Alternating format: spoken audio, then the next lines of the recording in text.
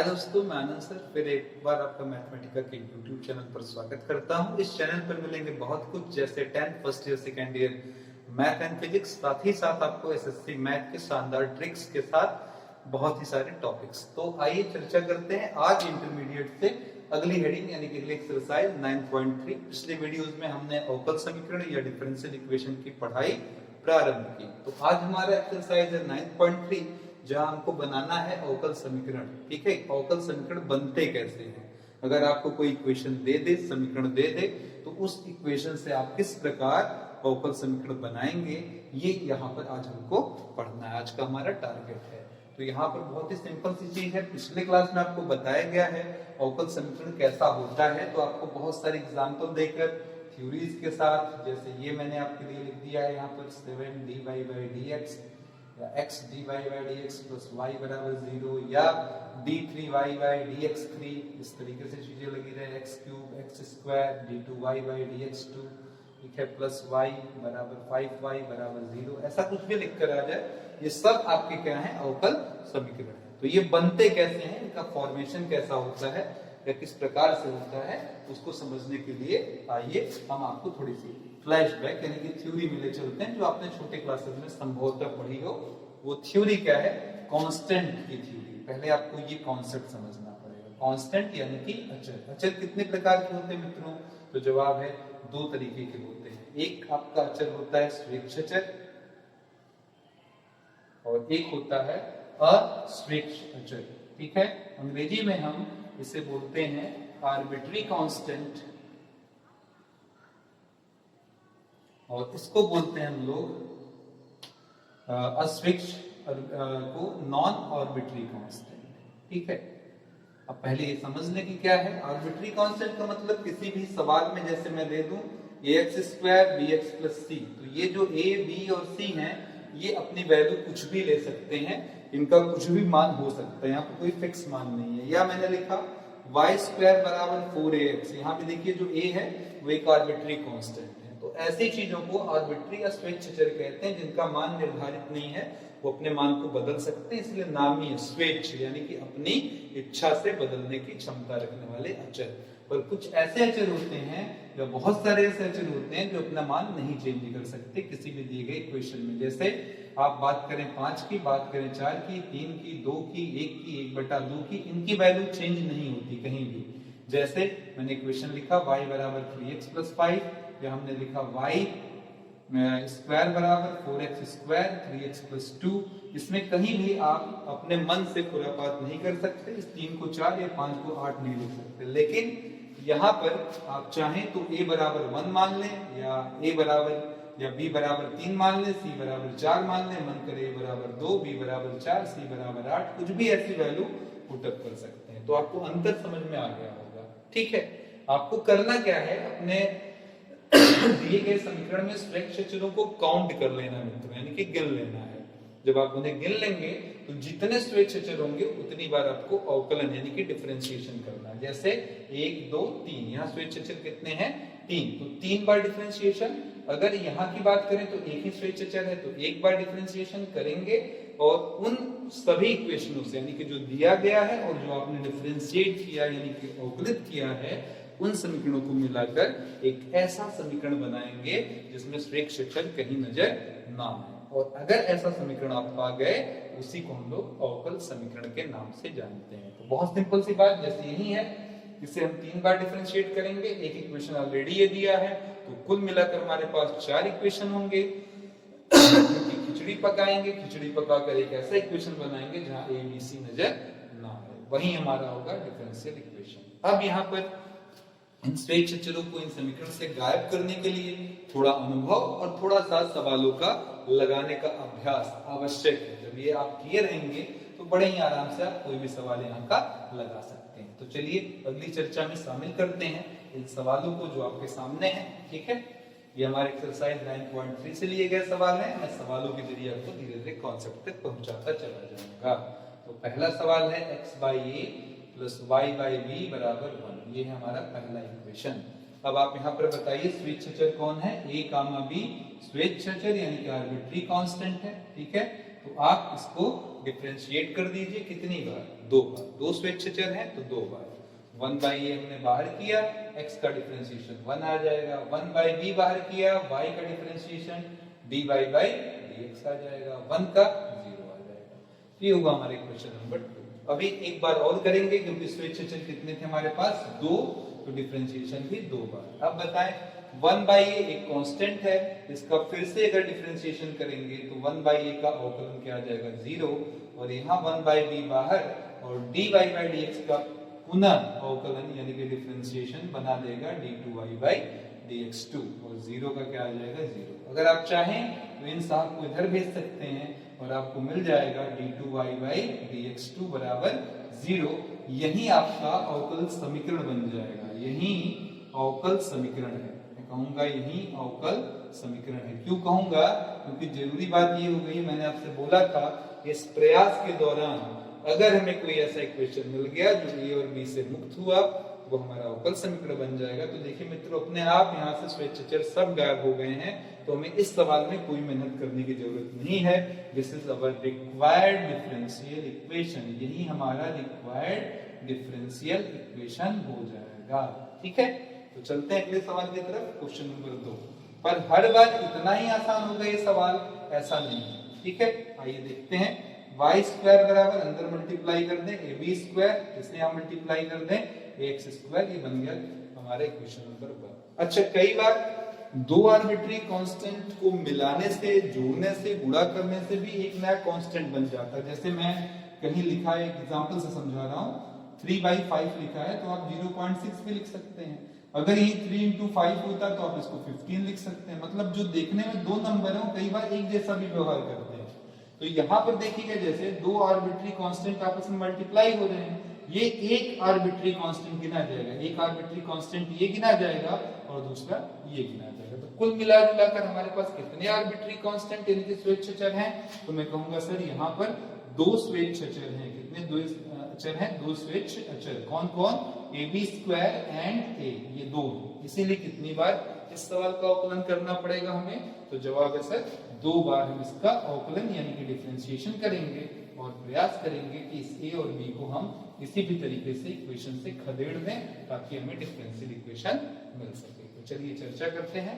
पहला अवकलन 2y और y का अवकलन आ जाएगा आपका y डैश, y स्क्वायर का 2y y dash, ab square एक कांस्टेंट है 0 आ जाएगा, ax स्क्वायर है तो a का a रहेगा और x स्क्वायर का क्या आ जाएगा 2x, तो इसलिए बन जाएगा ये 2x, ये बन जाएगा इक्वेशन नंबर 2। और ये 2 और 2 कटा तो हमें मिल रहा है वाकई में, अगर मैं सही से लिखूं इक्वेशन थोड़ा, तो y डैश बराबर -3x, ये हो गया इक्वेशन नंबर 2। पर जरूरत है एक और डिफरेंशिएशन की, पहले वो काम कर लें फिर कांस्टेंट को गायब करने की बात है। यहाँ u इंटू v ये बनेगा, दिख रहा है, तो अगेन डिफरेंशिएट, एक बार और अवकलन करने पर u इंटू v बनने के नाते y बाहर और y डैश का एक बार और अवकलन y डबल डैश बना देगा, y डैश बाहर, y का डिफरेंशिएशन y डैश आ जाएगा, माइनस a बाहर रहा, x का डिफरेंशिएशन बना जाएगा। तो देखिएगा हमारे 2 बार अवकलित करने से यानी कि डिफरेंशिएट करने से हमारे मैक्सिमम कांस्टेंट भाग चुके हैं, a b स्क्वायर a में सब कुछ भागकर अब केवल कौन रह गया, a। तो सवाल उठता है सर मुझे केवल a अगर ये खदेड़ दूं तो मेरा इक्वेशन अवकल समीकरण बन जाएगा, अवकल समीकरण यानी कि डिफरेंशियल इक्वेशन हमें प्राप्त हो जाएगा। तो हम क्या करें, हमने कहा सर यहाँ से आप कहिए 2 से मदद ले लीजिए, और अगर 2 की मदद लेते हैं तो आप पाएंगे -a की जगह रखा जा सकता y डैश बाई x। फिर से देखिएगा y डैश बाई x, तो यहाँ पर आ जाएगा y double dash y dash का स्क्वायर और -a को खदेड़ दिया गया है y डैश अपॉन x से, तो इधर क्रॉस गुणा y double dash x y dash का स्क्वायर माइनस y डैश, इसको भी इधर ले आया, बराबर 0। ये आपका रिक्वायर्ड डिफरेंशियल इक्वेशन यानी कि आवश्यक अवकल समीकरण हो गया।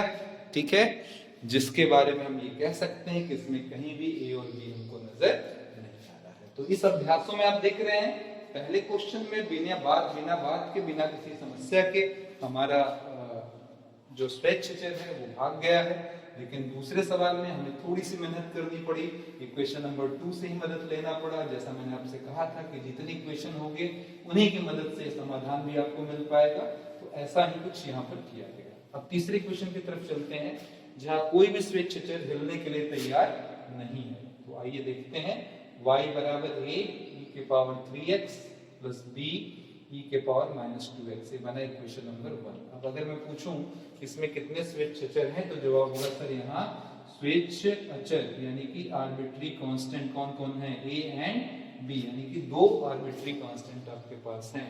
तो पहला डिफरेंशिएशन यानी कि y डैश, बोलिए a e के पावर 3x का e के पावर 3x और 3x का 3, b e के पावर -2x e के पावर -2x का e के पावर -2x -2x का -2, ठीक है।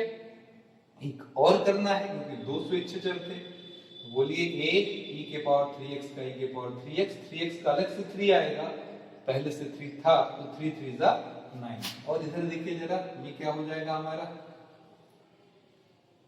यहां पर आते हैं तो ये हो जाएगा -b e के पावर -2x, पहले से 2 यहां पर है, e के पावर -2x का -2 आ जाएगा, जो इसे 2 2 जा 4 बना देगा। तो इक्वेशन नंबर 2, इक्वेशन नंबर 3। इन तीनों इक्वेशनों से आप देख सकते हैं अच्छे से कि हमारा एक भी स्वेच्छाचार यहाँ से हटने के लिए तैयार नहीं है। तो हम क्या करें, ऐसा क्या लॉजिक लगा दें कि हमारा काम बन जाए। तो उसके लिए देखिए मैं आपको बहुत ही सिंपल सा सलाह दे रहा हूँ।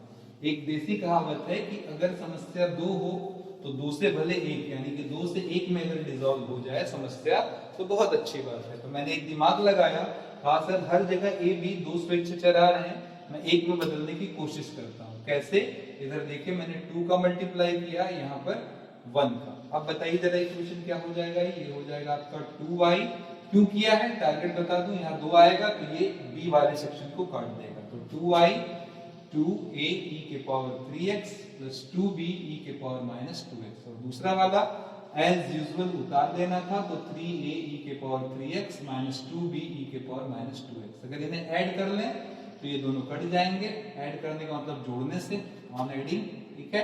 अगर इनको जोड़ लें तो ये क्या हो जाएगा, 2y प्लस y डैश बराबर 3 और 2 मिलकर 5 a e के पावर 3x, ये बन जाएगा इक्वेशन नंबर 4, ठीक है। थर्ड तक तो हो ही चुका था, ठीक है।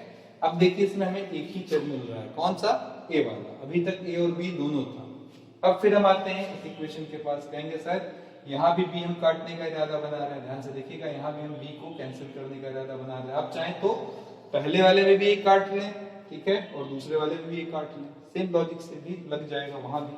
तो हम यहाँ पर देख रहे हैं 2 है, ये 4 है, हमने यहाँ 2 का मल्टीप्लाई, यहाँ 1 का, तो बताइए कितना आ जाएगा, जवाब हुआ 2y डैश 2 3 जा 6 a e के पावर 3x 2 2 जा 4 b e के पावर -2x। नीचे कितना आ जाएगा, y double dash 9a e के power 3x plus 4b e के पावर -2x। अब बताइए जरा, ये इसको क्या करेगा, काट देगा, इधर आ जाएगा 2y dash plus y double dash और 9 और 6 मिलकर के आ जाएगा 15 a के पावर 3x। तो मुद्दा ये है कि हमारे पास एक इक्वेशन यहाँ पर बैठा पड़ा है, ठीक है, इसी टाइप का कुछ मिलता जुलता, और एक यहाँ पर, और हमारी इच्छा ये है कि सर a और b में b तो गायब हो ही चुका है, दोनों जगह यही मिल रहा है, तो किसी तरीके से इसे भी हटा दें।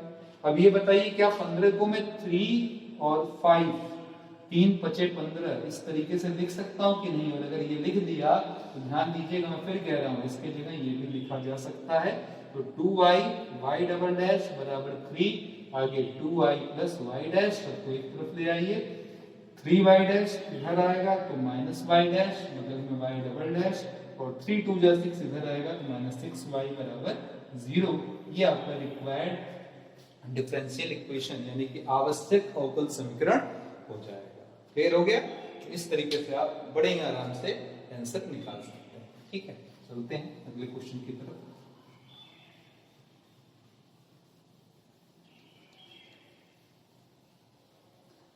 आप देख रहे हैं कि बार बार हम आर्बिट्री कांस्टेंट को गायब करने के लिए एक नया जुगाड़, एक नया सिस्टम लगाते रह रहे हैं, और उद्देश्य एक ही है कि आर्बिट्री कांस्टेंट भाग जाए, ठीक है। क्वेश्चन नंबर 4 हमारा सवाल है y बराबर e के पावर 2x ब्रैकेट में a प्लस bx। अभी तक के अनुभव पर आप जान ही चुके हैं कितने आर्बिट्री कांस्टेंट है हमारे पास, 2, a और b। तो कितनी बार इसको अवकलित करने वाले हैं, 2 बार। तो पहला अवकलन बोलिए y डैश e के power 2x, u into v formula बनेगा, ये u ये v, तो बोलिए जरा इसका क्या आ जाएगा, a का 0, यहाँ पर b बाहर x का 1 आ जाएगा। फिर इसको बाहर a प्लस बी, x को बाहर e के पावर 2x का हो जाएगा, e के पावर 2x और 2x का अलग से 2 आ जाएगा। अब इसे लिख सकते हैं y डैश बराबर b e के पावर 2x। ये हिस्सा जरा ध्यान से देख लें, जितना मैंने अंडरलाइन किया है, क्या ये यही नहीं है? जवाब होगा हाँ है सर, वही है, सेम टू सेम है। तो क्या कर सकते हैं, इसको हटाकर इसके जगह y लिख सकते हैं, तो हमारे पास आ जाएगा ये 2y। इक्वेशन नंबर क्या बन जाएगा? 2 बन जाएगा। ठीक है, एक और अवकलन कर लेते हैं, y डबल डैश, बताइए, b बाहर e के पावर 2x का e के पावर 2x, बगल में 2, ये 2 बाहर, y का y डैश। अभी ये भागने को तैयार नहीं है, पर मैं फिर कहूंगा, ऊपर देखिए भागेगा, ये कैसे भागेगा?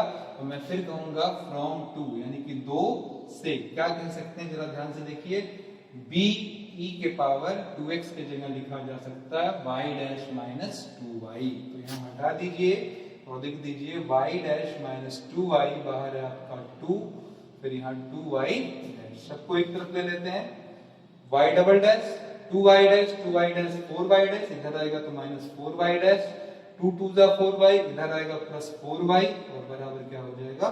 0। तो इस तरीके से आप अपना आंसर पा सकते हैं। तो ये रहा हमारा रिक्वायर्ड डिफरेंशियल इक्वेशन इस वाले सवाल के लिए। ठीक है मित्रों, चलते हैं अगले सवाल की तरफ। नेक्स्ट क्वेश्चन,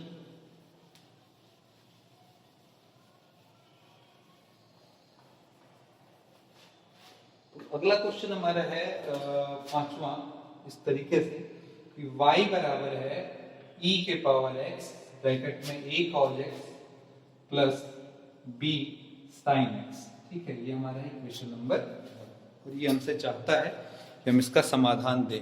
ठीक है, तो चलिए जरा पहला अवकलन करें, क्योंकि यहाँ भी दो स्वेच्छा चर आपको साफ साफ दिख रहे होंगे, 2 बार अवकलन होगा। पहला अवकलन dy बाई dx, e के पावर x रहा, a है, ठीक है, u इंटू भी बनेगा, मैं फिर दोहरा दूं। तो यहाँ पर बोलिए a बाहर, cos का आ जाएगा minus sin x, b sin का आ जाएगा cos x। अगली बार ये पूरा सिस्टम बाहर, यानी कि a cos x plus b sin x बाहर, e के पावर x का अच्छा संयोग है, वही आता है, तो इसलिए e के पावर x का e के पावर x। अब ये कह देना जरूरी हो जाएगा कि सर पिछली बार की तरह यहाँ भी अगर आप फोकस करते हैं तो इसे हम क्या लिख सकते हैं, कहेंगे सर इसे y लिख सकते हैं। तो dy बाई dx बराबर e के पावर x ब्रैकेट के अंदर minus a sin x plus b cos x plus y, ये बन जाएगा इक्वेशन नंबर 2 हमारा। ठीक है, एक बार और डिफरेंशिएट कर लेते हैं मित्रों। चलिए सेकेंड टाइम डिफरेंशिएट करेंगे, अवकलित करेंगे, ये बन जाएगा d2y बाई dx2। यहाँ भी फिर से u भी लगेगा, तो e के पावर x बाहर है, माइनस a sin का cos x हो जाएगा और cos का माइनस sin x हो जाएगा। अगली बार minus a sin x b cos x बाहर और e के पावर x का e के पावर x आ जाएगा, y का y डैश आ जाएगा। ठीक है, अगर यहाँ से हम माइनस को बाहर कर लें, जरा एक बार ध्यान से देखिएगा, पूरा सिस्टम बड़े ही आराम से आंसर आ जाने वाला है, e के power x a cos x plus b sin x। ये रहा, आगे देख लीजिएगा जरा, ये हिस्सा आपको ऊपर नजर आ रहा होगा। ठीक है, इसके जगह पर क्या लिख सकते हैं, अब आप समझदार हो चुके हैं, देखिएगा इसकी जगह पर हम क्या लिख सकते हैं, कहेंगे सर इसकी जगह लिखा जा सकता है dy by dx minus y, चलेगा, फ्रॉम 2 और बगल में y डैश। ये पूरा का पूरा सिस्टम अगर आपको ध्यान से दिख रहा हो तो ये हमारा पहला हिस्सा था, देख लीजिए a cos x b sin x, ये क्या हो जाएगा y।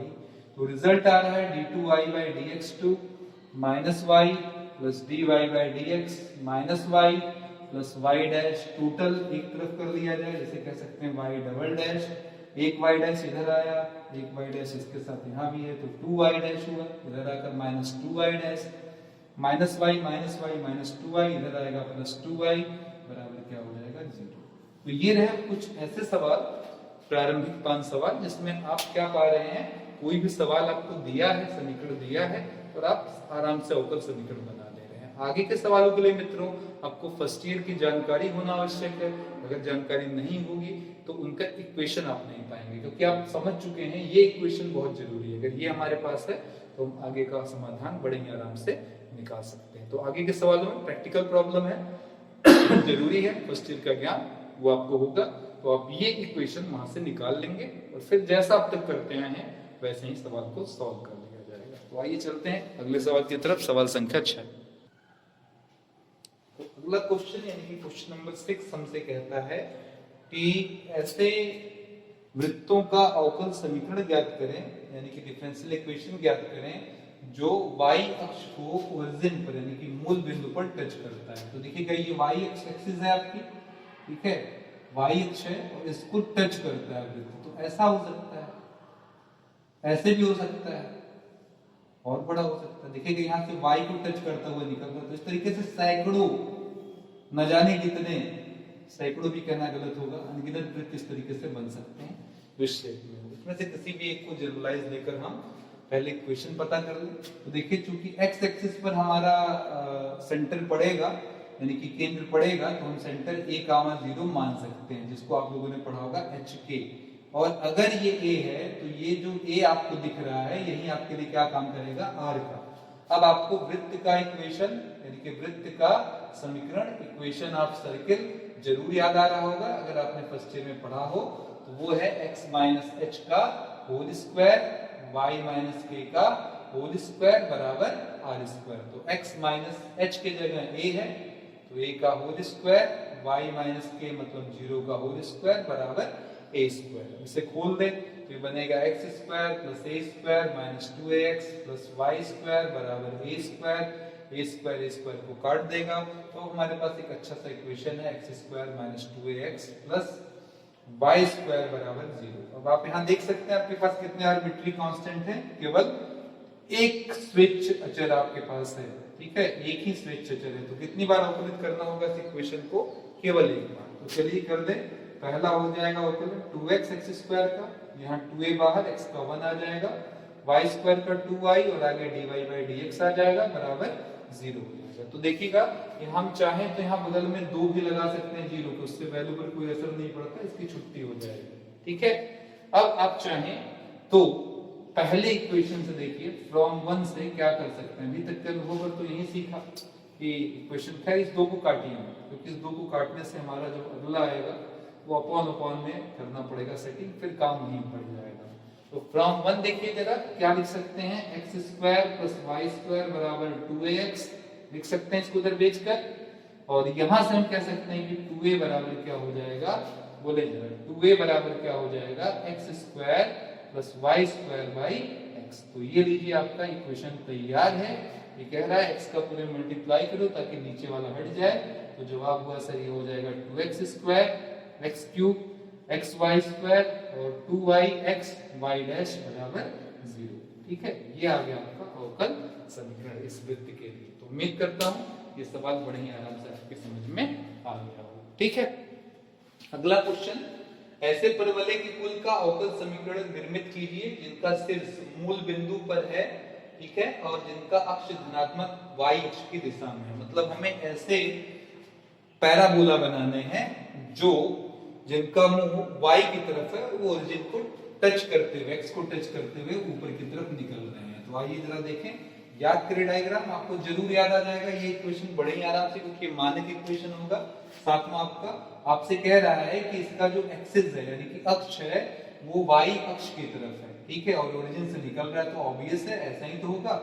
अब ये मुंह थोड़ा बड़ा भी हो सकता है, मुंह थोड़ा छोटा भी हो सकता है, ये तो परवलय पर डिपेंड करता है, ठीक है। इस तरीके के बहुत सारे बन सकते हैं इक्वेशन। ऐसे परवलय का क्या होता है यानी कि पैराबोला का क्या होता है आपको मालूम है, y स्क्वायर बराबर 4ax, ठीक है। तो बताएं जरा, अब यहाँ पर भी एक ही स्वेच्छाचर है, एक स्वेच्छाचर है यानी कि 1 सिंगल आर्बिट्री कांस्टेंट है, ठीक है।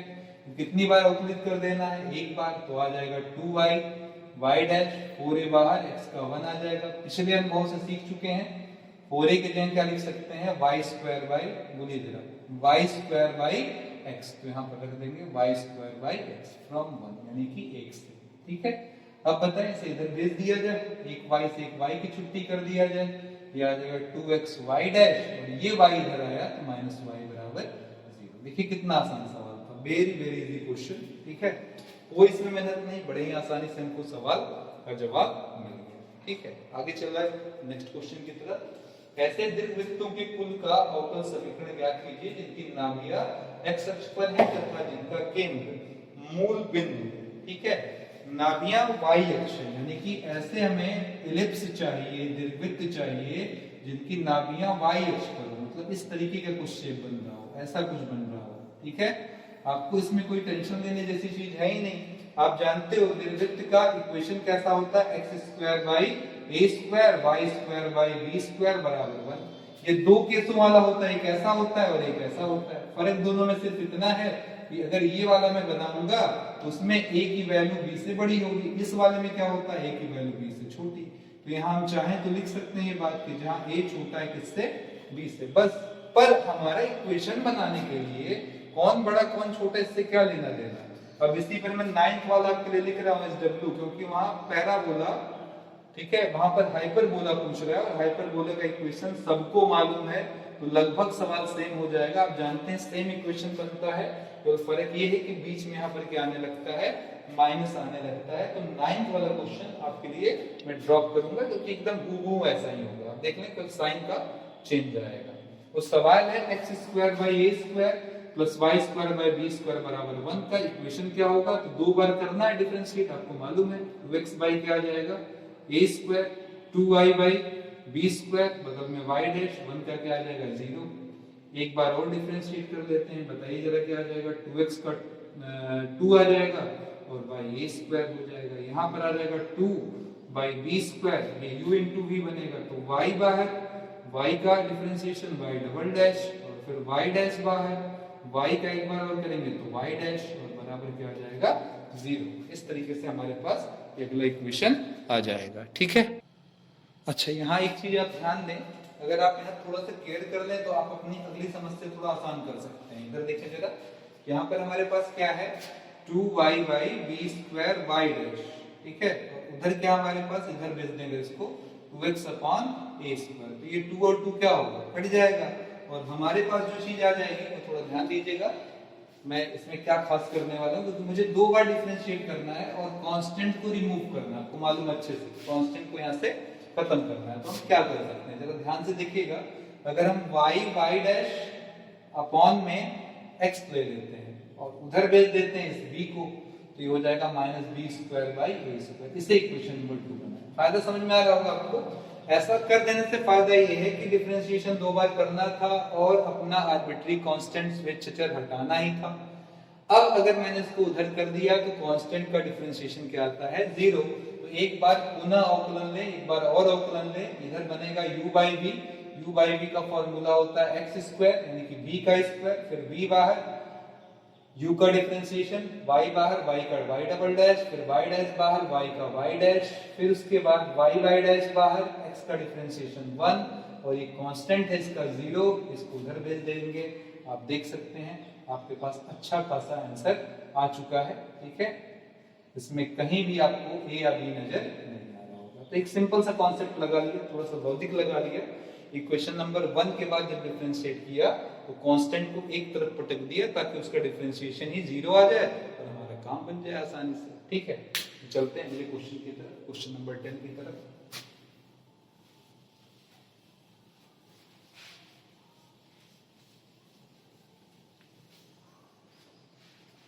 क्वेश्चन नंबर 10 क्या कहता है हमसे, जरा ध्यान से पहले सुन लें।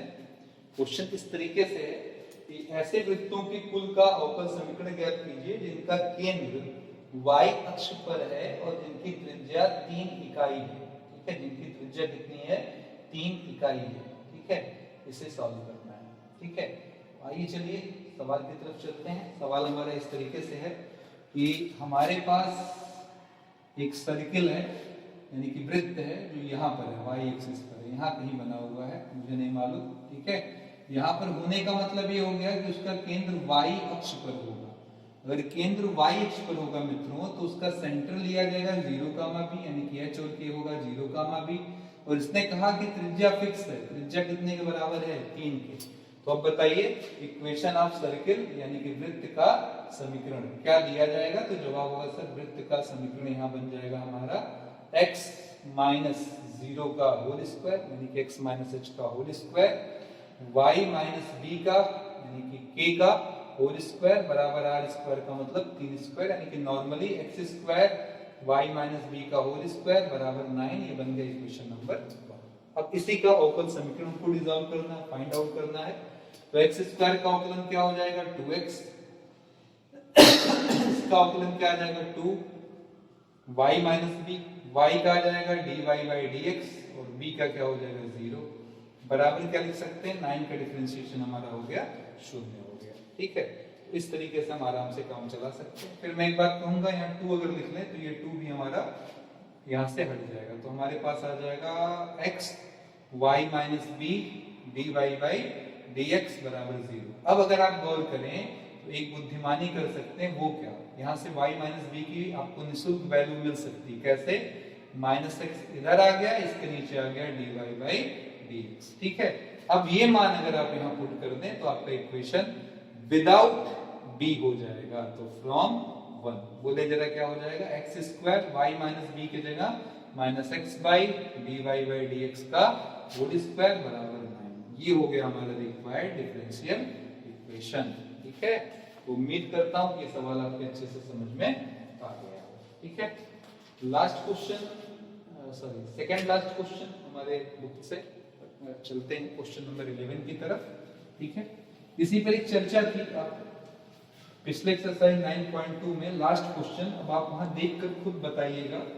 आप एक चीज तो समझ गए हैं कि जितने स्विच अचर होते हैं उतना ही हमारा ऑर्डर मिलता है, यानी कि अगर दो था हमारे पास ए और बी, दो कांस्टेंट थे, तो हमने कितनी बार डिफरेंशिएट अवकलित किया उसको, तो जवाब हुआ सर 2 बार। तो ऑर्डर यानी कि कोटि 2 हो जाएगी। अगर ए बी सी 3 स्विच अचर होंगे तो हम उसको 3 बार अवकलित करेंगे और इस स्थिति में हमारा स्विच अचर 3 होने के नाते जो कोटि आएगी वो 3 आ जाएगी, यानी कि ऑर्डर 3 आ जाएगा, क्योंकि डिफरेंशिएट भी कितनी बार करना पड़ेगा मेरे दोस्तों, 3 बार। ठीक है, तो एक बढ़िया सा सवाल है, इसमें ऑप्शन दे रखा है। सवाल देख लीजिए पहले, y बराबर लिखा हुआ है c1 e के power x plus c2 e के पावर माइनस x। ठीक है, और फिर आगे कहता है कि हम 3-4 ऑप्शंस दे रहे हैं, आप ये बताइए कि इसमें से कौन सा हमारा समाधान होगा। पहला ऑप्शन है y double dash plus y बराबर 0। सेकंड वाला हमारे पास है, सेकंड वाला ऑप्शन हमारे पास है, सेकंड ऑप्शन हमारे पास है y double dash minus y बराबर 0, y डबल डैश प्लस 1 बराबर 0, y double dash minus 1 equal to 0। तो आपको कुछ खास काम नहीं करना है, इसको पहले 2 बार डिफरेंशिएट कर लीजिए, और जब 2 बार डिफरेंशिएट कर लेंगे तो चेक कर लेंगे प्लस 1 करने से या y जोड़ने से या y घटाने से हमारा कौन सा समाधान सूट करता है। ठीक है, वैसे आपको डायरेक्ट आंसर भी मिल सकता है लगाते ही। आइए देखते हैं पहला डिफरेंशिएशन। 2 बार क्यों करना है, 2 आर्बिट्री कांस्टेंट है, c1 e के पावर x का e के पावर x, c2 e के पावर माइनस x का e के पावर माइनस x और माइनस x का माइनस यहाँ आ जाएगा, y double dash c1 e के पावर x का e के पावर x आएगा, c2 e के पावर माइनस x का e के पावर माइनस x और माइनस x का माइनस 1 आएगा जो यहाँ प्लस हो जाएगा। तो आप देख रहे होंगे ये खुद किसके बराबर है, जरा गौर करिए, तो जवाब होगा सर खुद y के बराबर है, तो इसे y लिख सकते हैं। रिजल्ट आ रहा है y डैश, इसको इधर ले ले, माइनस y बराबर 0। तो आप देख सकते हैं कौन सा ऑप्शन शूट कर रहा है आपका, ऑप्शन नंबर बी आपका शूट कर रहा है। ठीक है, तो मित्रों अंतिम क्वेश्चन की तरफ, y बराबर x के लिए कौन सा समाधान ओके है। तो काम ये करना है कि आपको y डैश भी चाहिए, y डबल डैश भी यहाँ से निकाल लीजिए, y डैश x का अवकलन यानी कि डिफरेंशिएशन 1, y डबल डैश की बात करें तो 1 का डिफरेंशिएशन 0। आपको करना सिर्फ ये है, इस सभी के लेफ्ट में वैल्यू रखते चले जाइए, देखिए राइट कहाँ सेटिस्फाई कर, राइट के बराबर कहाँ आ रहा है। तो यहाँ LHS से देख लेते हैं, y डबल डैश का मतलब 0, x स्क्वायर, y डैश का मतलब 1, फिर यहाँ पर x है, फिर y है, y का मतलब x हुआ, तो x और x का गुणा x स्क्वायर बराबर आ रहा है 0, नॉट इक्वल टू RHS, यानी कि ये आंसर हमारा नहीं हो सकता। ठीक है, ये क्रॉस कर दिया। अगला देखते हैं, y डबल डैश यानी कि 0, x है, y डैश है, y डैश की वैल्यू 1, x है, y है, y की जगह x, तो x into x ये आ जाएगा x plus x square, not equal to right hand side, क्योंकि x आना चाहिए था, तो ये भी आंसर हमारा सूट नहीं करेगा। अगले सवाल की तरफ चलते हैं, left hand side, y double dash का मतलब 0, x स्क्वायर, y डैश की वैल्यू 1, फिर x और y की जगह भी कितना है आपका x, तो ये आ गया x square plus x square, result दे रहा है 0 जो कि राइट हैंड साइड के इक्वल आ रहा है, यानी कि ये इस इक्वेशन को सेटिस्फाई कर रहा है। y बराबर x तीसरे वाले समीकरण को संतुष्ट कर डाल रहा है, इसीलिए हम कह सकते हैं ये अंतिम वाला हमारा सॉरी ऑप्शन सी हमारा करेक्ट समाधान है। तो ये रहा आपका एक्सरसाइज 9.3। उम्मीद करता हूं दोस्तों आपको बहुत पसंद आए। आपकी प्यारी कमेंट्स, आपके प्यारे लाइक्स का हमें वेट रहता है, वो हमारे लिए एक च्यवनप्राश के जैसे है। और इस समय इम्यून सिस्टम स्ट्रॉन्ग करने की बहुत जरूरत है, तो इम्यून सिस्टम हमारे स्ट्रॉन्ग किए रहिए ताकि हम चैप्टर एक्सरसाइज पर एक्सरसाइज आपके अपलोड करते रहें। मिलते हैं अगले वीडियो तक, तब तक के लिए दें हमें इजाजत। जय हिंद, जय भारत।